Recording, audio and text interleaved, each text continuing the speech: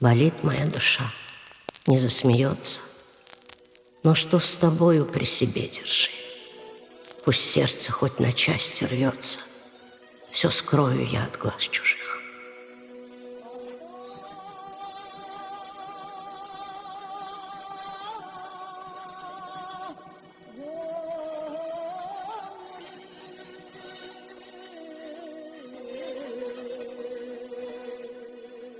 «Хаста Гонлюм» – самая знаменитая песня Сабрие Реджеповой. Сотни раз она пела ее в сотнях залах, и сердца тысяч зрителей каждый раз рвались на части от боли понимания. Для нашего народа это гордость нашего народа. Навеки она останется в памяти, потому что такого голоса не было. Bizler Kırım Tatar halkı Sabriye Apte'nin talantı o günde, Sabriye Apte'nin istidatı o günde, Sabriye Apte'nin kabiliyeti o günde hepimiz temenni etemiz. Я поражалась, как могут к ней относиться не так, как к божеству, как я относилась. Я как к необыкновенному человеку. Мне ее хотелось сохранять все время. O ebedi yaşayacak bir hususiyet. Öyle bir insan ikinci daha ne vakit gelir, ne vakit olur. Мен эр уақыт сағынан шыққанда оңа бағышлаймын. Benim o gönlümde canlana, buyurucu, bitmez, onun hayatı bitmez, tükenmez bir yerdir. —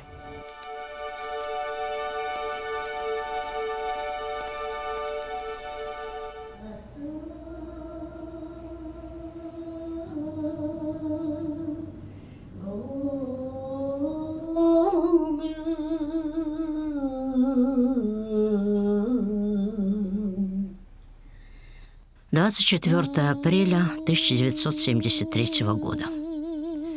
Сабрие Реджепова готовится выйти на сцену. Кажется, все как прежде. Привычный запах гримерки, в котором крупинки пудры смешались с капелькой духов, быстрый взмах бровей, отраженный в зеркале, движение пальцев, приглаживающих вечно непокорную копну волос, но что-то ее тревожит. Да, ей уже 60, но голос еще молод.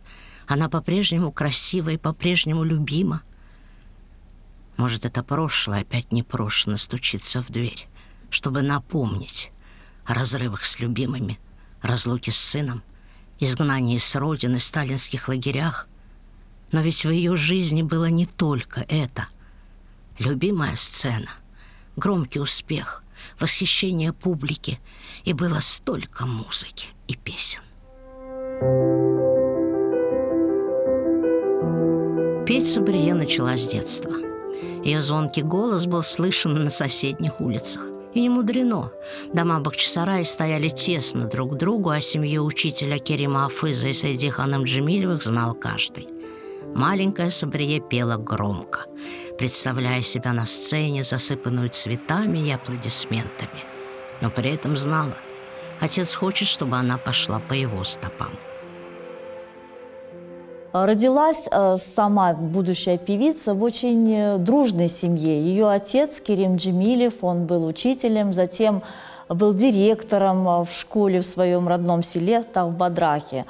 То есть девочка росла в очень такой теплой атмосфере, где любили музыку. Мама от природы, мать Саиде Ханум, она обладала очень красивым, звонким голосом. К сожалению, эта семейная идиллия, она была прервана со смертью матери, так как 20-30-е годы это были тяжелые времена в Крыму, был голод, и это отразилось на здоровье молодой женщины. Семья Сабрие Реджеповой, она осиротела. Последней просьбой матери было, чтобы девочка, вот 12-летний ребенок, исполнила ей песню «Отме Бульбуль».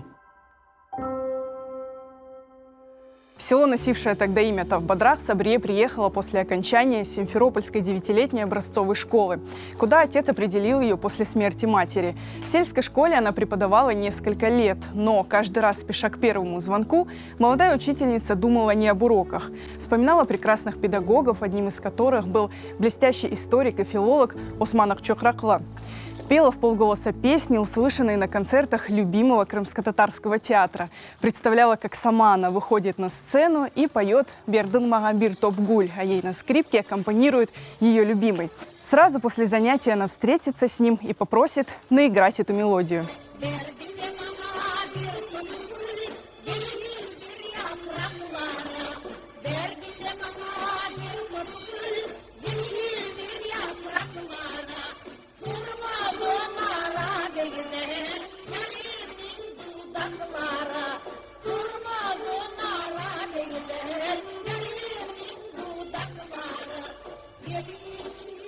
Какое имя носил тот скрипач, кто стал первой любовью юной Сабрие, она не открыла даже в своей книге воспоминаний «Меним энишли йокушлу йолларам». Известно только, что у этой истории не было счастливого конца. Отец принудил дочь к выгодному браку. Она против своей воли вышла замуж за директора местного колхоза. Так Сабрие Джемилева стала Сабрие Эреджеповой. С этой фамилией через несколько лет она станет самой знаменитой крымско-татарской певицей. Брак, хоть и с нелюбимым мужчиной, принес Сабрие счастье материнства. У нее родился сын Марлен. Но и здесь ее, 20-летнюю, поджидала злая судьба. Маленького сына у нее выкрали. Это сделала женщина, помогавшая молодой матери по хозяйству. Сабрие чуть не лишилась рассудка за ту неделю, что искали ее ребенка. Марлена вскоре нашли, похитительницу посадили на 7 лет, но судьба еще не раз будет испытывать мать горем потери сына. Через много лет она найдет его в глухом таджикском кишлаке, а позже, по дороге в лагерь, они, двое заключенных, ненадолго встретятся на пересылке в тюрьме Уратубе и расстанутся на много лет. Но это будет позже. После войны, после плена, после разлуки с родиной. А пока Сабрие Эреджепова, хоть и не слишком счастлива в браке, по-прежнему наполнена мечтами о сцене. Случайная встреча с первой учительницей музыки Ханбековой в 1932 году в Ахмеджите стала для нее судьбоносной. Варвара Карповна буквально за руку отвела Сабрие в радиокомитет, где как раз искали молодых исполнителей. Ее пение так поразило сотрудников радио, включая его музыкального руководителя Яя Шрафединова, что в тот же день Эреджепову взяли на работу, а уже вечером она пела в концерте. Сама потом Сабрие Эреджепова напишет в своей книге, что меня по жизни вели очень... Мне везло на хороших людей. Одна из таких преподавателей, педагогов, это была Варвара Карповна Ханбекова. Сама она выпускница Московской консерватории, профессиональная пианистка. Она сразу увидела вот эту неординарность девочки, ее талант. Но первые шаги к большой сцене окончательно разрушили брак Сабрие Эреджеповой. Когда муж поставил условия или я, или сцена, она уже не сомневалась в своем выборе. Супруги развелись. Директор совхоздың бір адамы еді, ама санаттан хабері жоқ еді, қайлы етмеді, барма, етме. Бақты көрді Сабрие апте, çünkü Сабрие апте жан береді санатқа, жыр санатына. Бақты көрді olmayacak. Балачық кішкенечке еді, қалды біле. Сабрие Ханум недолго была одинокой. Поняв в неудачном браке, как это сложно, когда спутник жизни не понимает твоих устремлений, она вышла замуж за своего коллегу, певца и художника Мемета Абселямова. У Эреджеповой, наконец, началась жизнь, о которой она мечтала. Ее узнавали на улицах, в ее адрес на радио приходили восторженные письма. У нее появились и профессиональные учителя, с которыми изо дня в день певица шлифовала врожденный талант, заставляя играть свой уникальный голос новыми красками. Он звучал теперь в каждом крымско-татарском доме. Халықта бізде бір тогерек бір радиожық бар екен. Ve vaqt haftanın nasıldır bir gününde Ahmet Şten Sabriye Erecepova büyük konsert verirken. Ve bütün Baydar halkı toplanıp gelip Sabriye Apte'nin konsertine büyük bir istekle, coşkunlukla dinleyekinler. Bir karanlık yer, maşinanı açıp onun kogertesi üstünde konsert vergende uzaktan bir karçık çıkıp gelip yanına. Buna bu kadar ağızçıktan bu kadar ses, bu kadar dünya kadar dülber, gur, neşeli ses çıkana ben şaşıp kaldım kızım. Карьера молодой певицы развивалась стремительно. Концерты по радио, гастроли по городам и селам полуострова шли с неизменным успехом. На Эреджепова обратил внимание и кинематограф. В 1935 году ее пригласили на Ялтинскую киностудию, где Украинфильм снимал экранизацию по мотивам знаменитой оперы «Запорожец за Дунаем». Сабрие Ханım предложили спеть за кадром две крымско-татарские народные песни «Мечбур олдум» и «Пенджереден кар келер».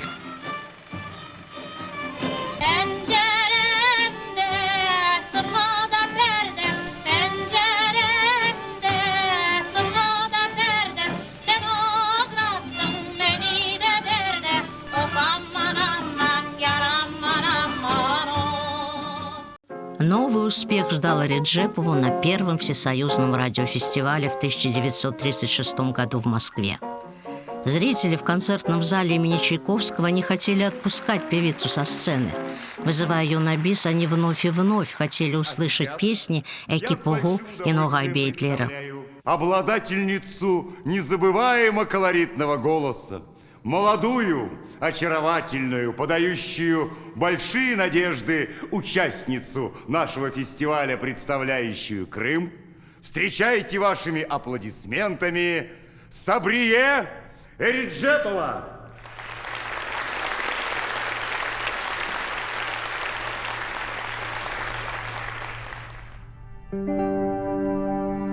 В 1936 году ее приглашают в Москву на фестиваль, где она исполняет две песни. И дирижер Большого театра оперы и балета Голованов сказал, удивившись ее такому приятному тембру голоса, что из какого сада этот крымский соловей и кто ей так правильно, профессионально поставил голос.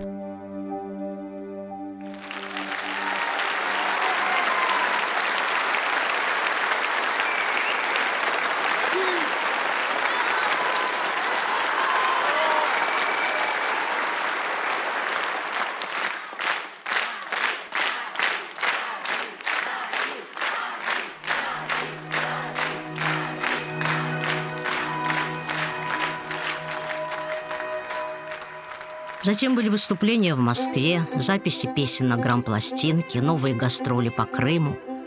В 1939 году Эреджепову приглашают для участия в первом всесоюзном конкурсе эстрады. Она поет здесь «Мечбур олдум» и «Ногай Бейтлеры». Ее голос безупречен.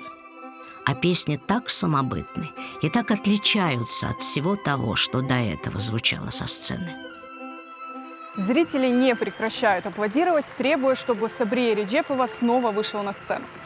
Председателю жюри, композитору Дунаевскому, приходится утихомиривать зал. Это не концерт, а конкурс. Выходить на бис здесь не положено. Но зал успокоился лишь после того, как певица еще раз исполнила «Ногай Бейтлера». Правда, в этом конкурсе она не стала победительницей. Подвели, как решило жюри, плохие костюмы и слабая сценическая подготовка. Эреджепову награждают лишь дипломом, в котором написано «Талантливая молодая певица».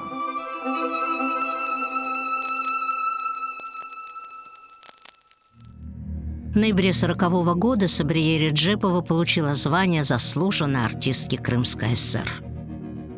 А потом началась война, заново перекроившая жизнь певицы.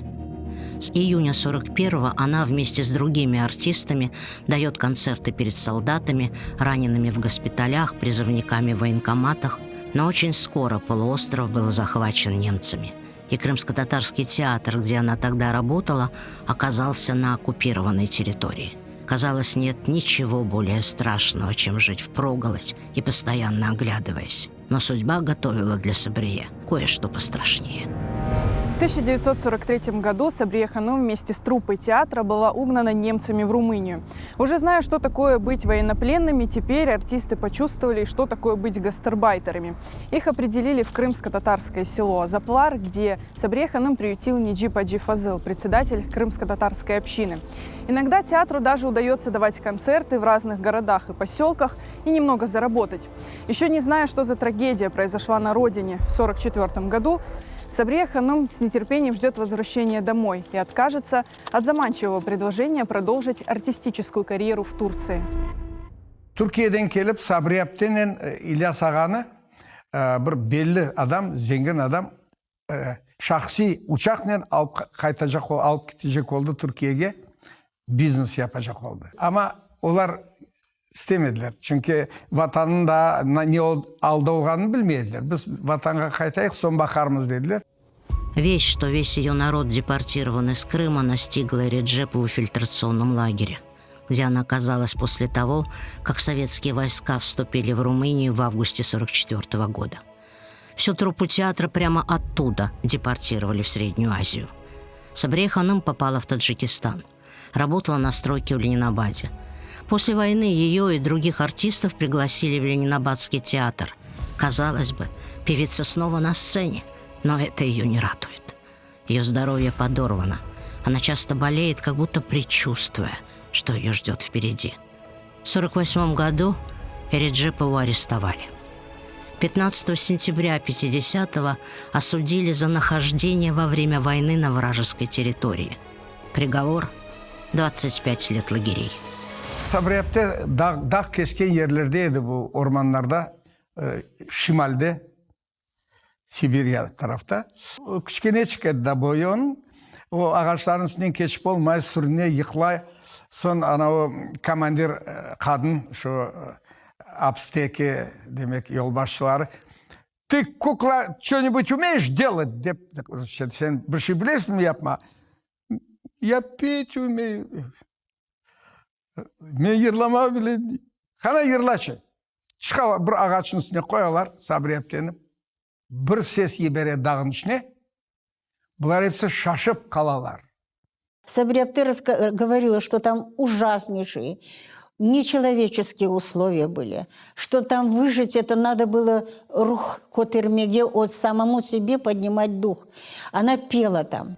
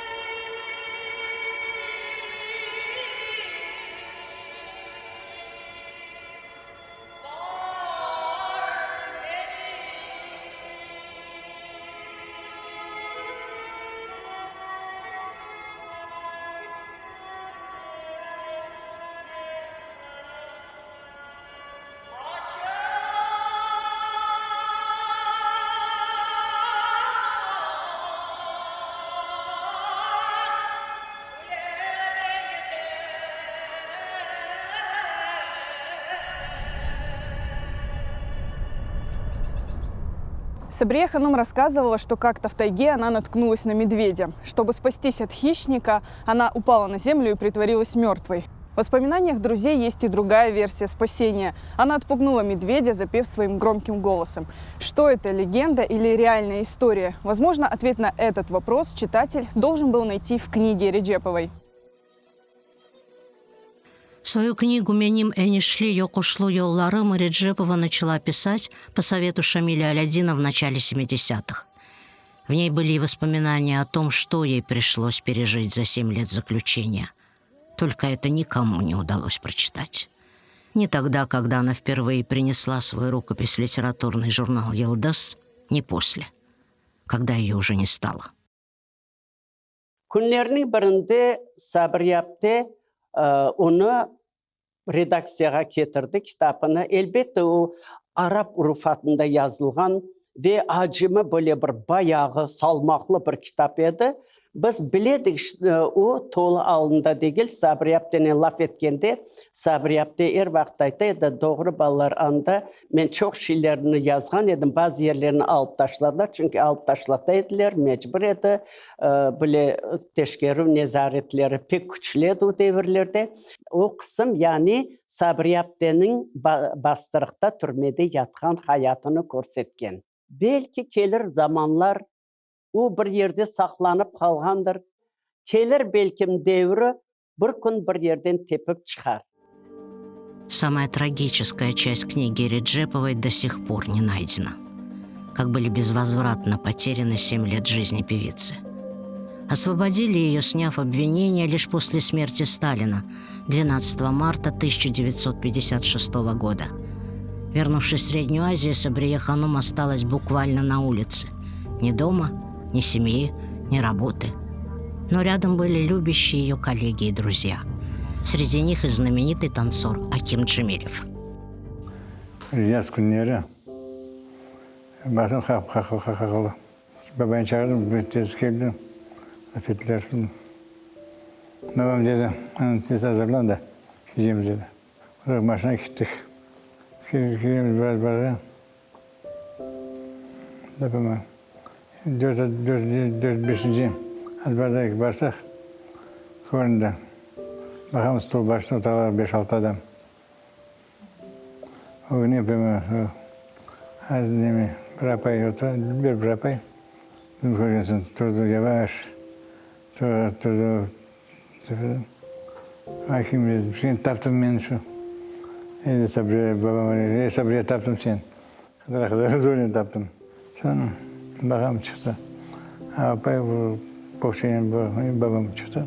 O da hayviye. Da bayağı yaşadı son. 2 ay yaşadı точно, 1-2 ay.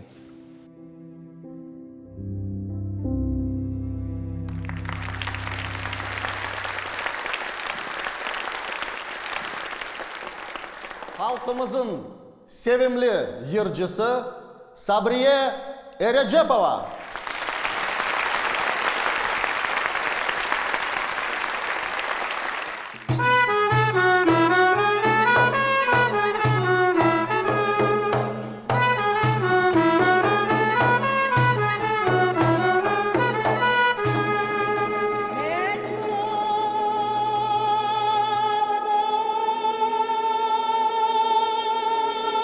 В 1957-м к Сабрие Реджеповой вместе со «Свободой» вернулись музыка и сцена. Художественный руководитель созданного в том году крымско-татарского ансамбля «Хайтарма» Ильяс Бахшаш сразу пригласил ее в состав солистов. После долгих лет тревог, страха и сиротства у нее наступил новый, самый яркий этап жизни. Вместе с ансамблем певица объездила сотни городов и поселков Средней Азии, где жили сосланные сюда крымские татары.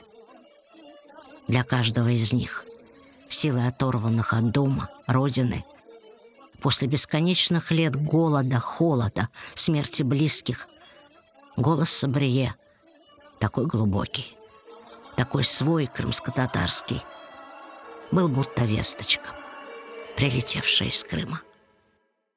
Ali'nin dişleri bembeyaz mermerdir. Ali'nin dişleri bembeyaz mermerdir. Это она так пела, да, вот ты понимаешь, как будто это вот перед тобой вставала какая-то картина, что она вот идет раба, вот это с колесами, вот так вот спеть, да, это так тронуть душу и представить вот это все. Однажды забыла слова песни. Оркестр уже играет. Полный зал. Что делать? Что делать? Она начала вокализм. Начала просто петь. Голос. И всю песню пропела так, что зал так аплодировал. Onun repertuarında pek çok türkülü Kırım Tatar halk yırları var. O her bir türkünü özüne ait bir acayip bir istidatla icra etedi. По воспоминаниям современников, зрители вообще не хотели отпускать ее из зала, потому что Сабрие Реджепова это была та ниточка, вот связующая нить с родиной. То есть зал всегда встречал ее с овациями. В чем же было волшебство голоса Сабрие Реджеповой? Почему ее до сих пор называют уникальной, неподражаемой, несравненной?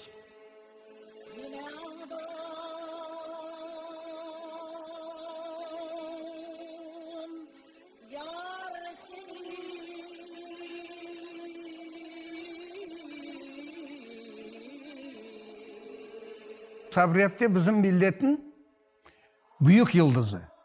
Yır sanatımızın güneşi.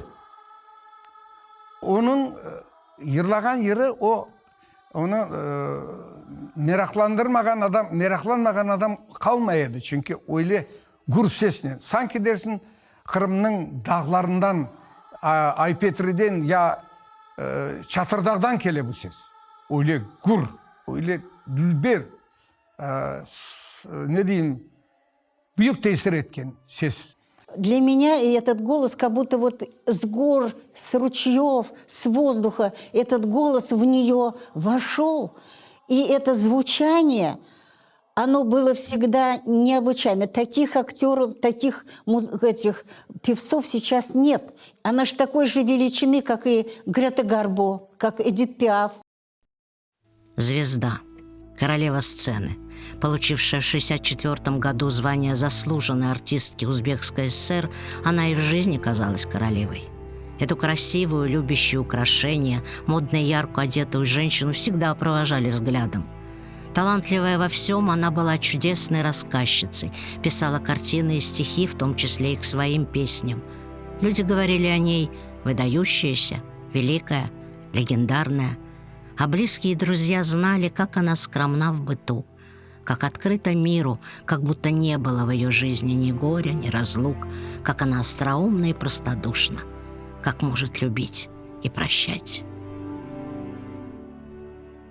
Я всегда вот поражалась, она была очень такая вот сдержанная, такая вот в шляпке всегда такая вот, знаешь, такая модная всегда. Сабрия әпте, она была такая вот, она располагала к себе. Сабрия әпте bizim Kırım Tatar kadınları arasında numune gibi göstermek mümkün. Çünkü cesur, aytkan lafından korkmagan. Bir yerde öyle bir göstereyim degen şey yok idi. O olganı gibi. Elinden çok şey keleydi. Çünkü buna yemekler, pek güzel yemekler hazırlaydı Sабрия әпте. Hep çalt yapaydı. Öyle bir tez yapaydı her şeyini. Eğer bir adamga lagap taksa Sабрия әпте yapışıp kalaydı o adamga. Öyle hususiyeti var idi Sабрия әпte'nin. Ne oluyor kaynana, yüreğini tuz koyup kaynana. Oğlum beni pek sever, yüreğini tuz koyup kaynana. Сабрия Реджепова шақа бек sevеді, әр вақыт шақа етеді. Son şimdi demek alıp baracı elan etti Sабрия әпте. Sizler için yırlay, Kırım'da ve Uzbekistan'da nam kazangan artist, halkımızın demek parlak yıldızı Сабрия Реджепова diyedi. Al baracı elan etkende bu bundan sizler için yırlay, Kırım'da ve Uzbekistan'da gam kazangan artist, sahırını cinabet kazangan artist Сабрия Реджепова deydi. Diyeceğim ana öyle şakalar. Сабрия Реджеповa'nın ben esasen 65-66 seneleri Len Bayrağı gazetasında çalışkanda tanış oldum. Sabri Apte'nin konuşmağa pek sevedik. Sabri Apte'nin aytkanlarını dinlemege, hatırlavlarını dinlemege can yürekten kullanaydık dinlep. Sabri Apte orta boylu, dülber, acayip bir insan olumla beraber böyle pek çok şeylerini bilgen, pek güzel hatırlavlar aytabilgen, onu hikaye etebilgen bir insan olarak ben onunla tanış oldum. Taşkent'te oturganda Sabri Apte'ge men çok misafirlikке beraydım. Onu evine kirgende men tumbuçkasında pek dülber bijuteriyalar göreydim. Bilezikler, yüzükler, broşkalar, şlapalar. Ona kelsem, ikimiz yaşı Kırım Tatar aşları hazırlaydık. Çiberekler, köbeteler, Tatar aşlar, o pek lezzetli aşlar yapaydı. Ona kitabı çıktı. Kırım Tatar aşları. Я пыталась ее зарисовывать. Прямо, как говорится, как вот вживую, чтобы много набросок. Но ее просто невозможно было рисовать. Почему? Потому что она была очень экспрессивная, двигалась все время, а я же мне статично надо. Она хорошо готовила очень вкусно, очень вкусно. И однажды она нас пригласила на КБТ. Мы с Алимом переговорили, давайте мы все художники соберемся и пойдем ее навестить. Она уже немножко приболела тогда. Мы собрались там, художники все. Пришли, фрукты привезли, все. Она моментально изменилась, как будто она и не болела. Вот это все у нее, все она была такая, горела вся, глаза сверкают, радуется. И КБТ мы попробовали, все были в восторге, и у всех это запомнилось.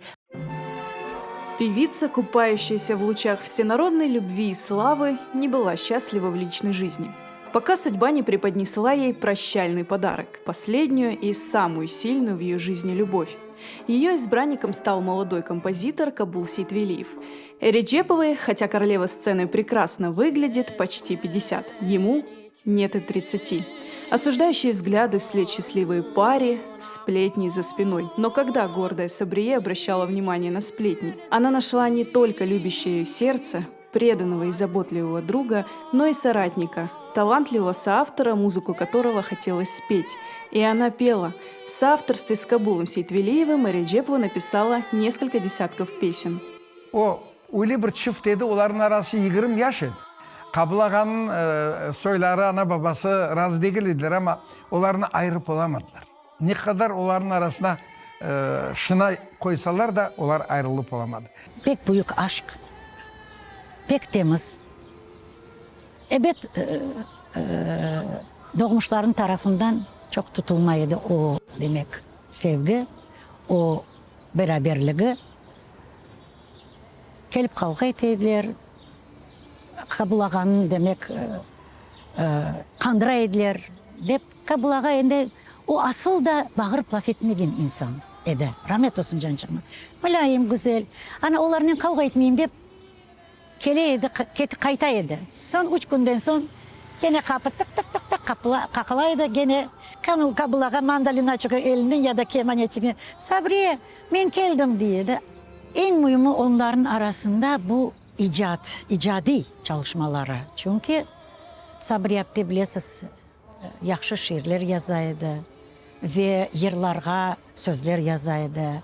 Misal için Kabul Ağa'da eğer makam hazır olsa rica etti. Sabriye, na makam dinle de bu kadar sözleri yazçı diyedi. У них был прекрасный дуэт, так можно сказать. Они очень ценили друг друга. Особенно она очень тепло и заботливо относилась к нему, не только как человека, а как к творческой личности, потому что она видела в нем огромный талант. Я замечала, что там была такая любовь сильная. Просто вот они друг без друга, вот как бы, они так друг друга совмещали, как бы сказать, вот, но не могут они друг без друга. Sevgi dolu yüreğimden bakıp giden boyuna Canım fida, gönlüm fida, kızım tutay soyuna O söz verdin her iş günü bir gün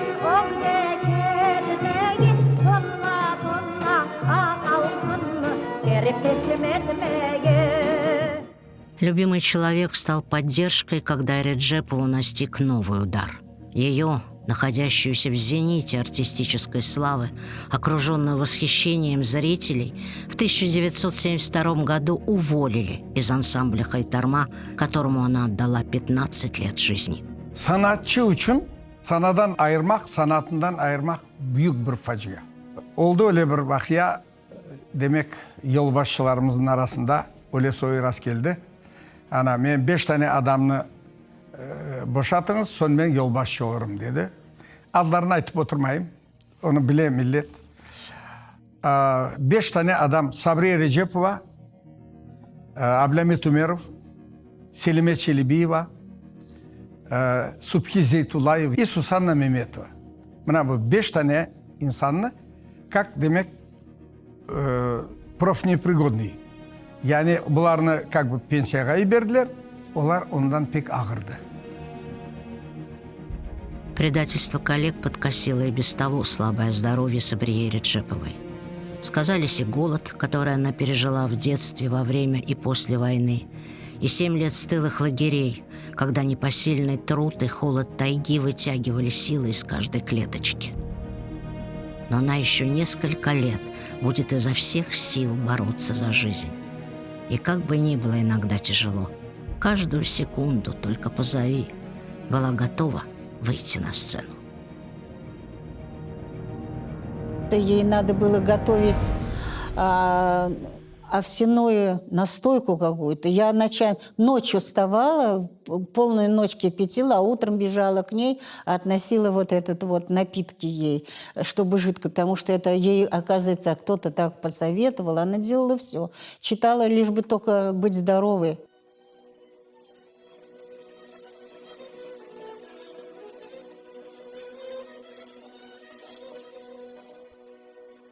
24 апреля 1973 года. Сабрие Реджепова готовится выйти на сцену. Все как прежде. Но почему так сжимается грудь? Почему дрожат руки? Ладно, руки не голос, а он не задрожит. Кажется, она поняла, что ей подсказывает сердце. Это ее последний концерт. Но опять, как 1000 раз прежде, за всю свою такую горькую, такую прекрасную жизнь она скажет себе: «Держись, Сабрие». Выпрямив спину, выйдет из гримерки, уверенным шагом пройдет на сцену, взглянет в глаза своей любимой публики и споет для нее сегодня так, как поет в последний раз.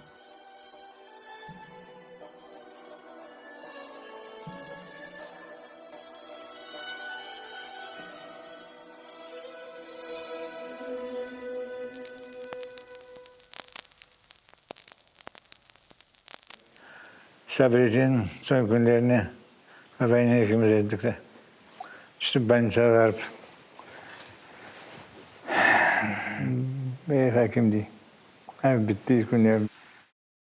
Барып Сабрия әптенің алыны, ықвалыны сормаға мұсафірлікке бардық. О уақытта төшекте ята еді, пек ağır хаста еді. Сон мен айттым: Сабрия әпте, мен сізге бері армуты кетірдім Қырымдан. Vay balam, çok sağ ol. Sen mağa Kırım'ın nefesini getirdin dedi. İkinci günü kara haber geldi. Bütün Kırım Tatar halkı teatrga geldiler. Teatrga geldiler, onu ozgarmağa. Adam çok. Bütün Uzbekistan'dan, Andijan, Samarkand, her yerden kelme istegen adamlar geldiler, geçtirdiler. Ana, son Rustem'in aklına geldi. Rustem ketti evge, aldı проигрыватель, aldı plastinka, getirdi. Şu Sabriyap'ten al ketkence o binada Teatr Sverdlova'nın fayesinde yataydı Sabriyap'te. Güller içinde böyle yüksekçe koydular, açık edi o. Güllerin içinde. Hasta gönlüm koydu da Rustem. Dayanmanın çaresi olmaydı. Dayanmanın çaresi просто o yerde bana aytalar da yatacağım da öleceğim.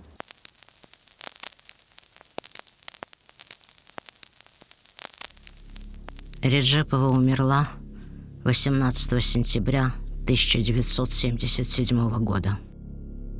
Ее похоронили в Ташкенте.